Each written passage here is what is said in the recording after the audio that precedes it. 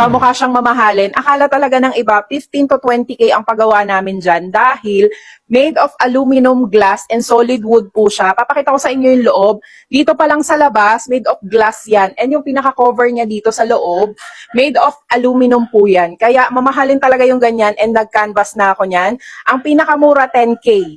This is made of glass, aluminum, and solid wood po yan. Kaya napakamura niyan dito. Alam niyo ba, almost 4,000 pesos lang itong 4 doors na to ha. 2 layers. 4 doors na po yung kinuha ko. Sobrang ganda ng quality. Mukha siyang mamahalin. Ayan, 1, 2, 3, 4. 2 layers. Look at that. Ayan, made of glass po yan. Tapos yung mga dito niya, tignan nyo naman, pati yung mga patornilyo niya dito, hindi po yan putso-putso. Tapos, kayo na magkakabit nito. Ito, kayang-kaya nyo na yung mag-asawa dahil dalawa lang din ang nagkabit nito. Yung isa alalay lang, tapos yung isa nagtotornilyo. Sobrang ganda nito. As in, hindi ko rin inakala na nasa 4,000 plus pesos